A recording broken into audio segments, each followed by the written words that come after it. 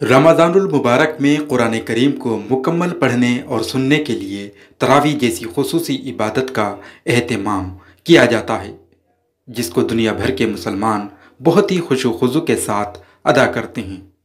तमाम मसाजिद में तरावी के बड़े इज्तिमाआत और रूह परवर मनाजिर देखने को मिलते हैं, लेकिन गुज़श्ता बरस से दुनिया के बेशतर ममालिक समेत हिंदुस्तान में कोरोना की तबाही ने सब कुछ बदल कर रख दिया है।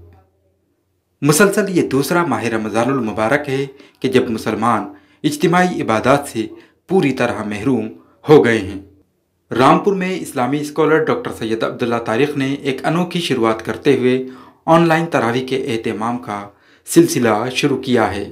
लहू गैबुस्समावाति वल अर्द अब्सिर बिही व अस्मिअ मा लहुम मिन दूनिही मिन वलिय्यिन व ला युशरिकु फी हुक्मिही अहदा वत्लु मा ऊहिय इलैक मिन किताबि रब्बिक ला मुबद्दिल लिकलिमातिही व लन तजिद मिन दूनिही मुल्तहदा।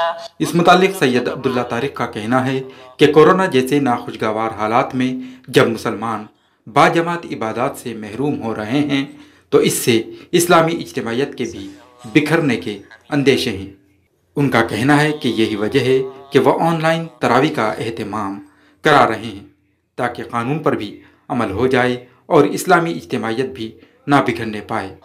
एक बड़ी इज्तिमाइयत को बाकी रखने के लिए कि यहाँ का कानून सिर्फ कानून की बात नहीं, कानून भी नहीं टूटे और वाकई बड़े ख़तरात हैं लोगों के कोविड के दिनों में इकट्ठे एक जगह होने में, तो वो ख़तरात भी नहीं रहें और बड़ी इज्तिमाइयत भी हो जाए।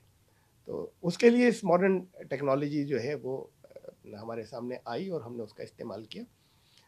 सैयद अब्दुल्ला तारिक का कहना है कि जब उन्होंने ऑनलाइन नमाज का सिलसिला शुरू किया तो शुरू में लोगों को बड़ा अजीब लगा, लेकिन अब एक बड़ी तादाद ने उसको कबूल भी करना शुरू कर दिया है।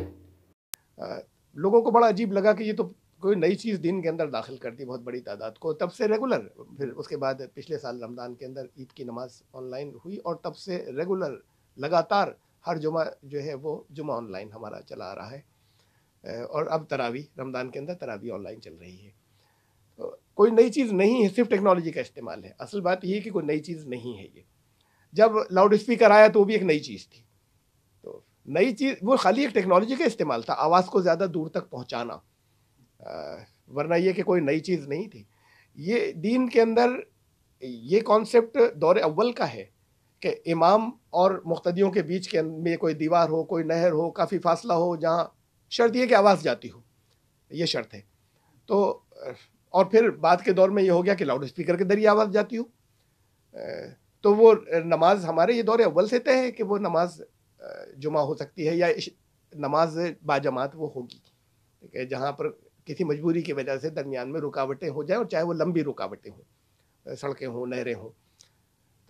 तो ये तसव्वुर तो आज का नहीं है, बहुत पुराना है। ऑनलाइन तरावी में मुल्क के दीगर खित्तों के साथ ही औकात नमाज के हिसाब से मशरिक़ वस्ता के कुछ ममालिक के बाशिंदे भी जुड़ते हैं। ETV भारत के लिए रामपुर से अबुल कलाम।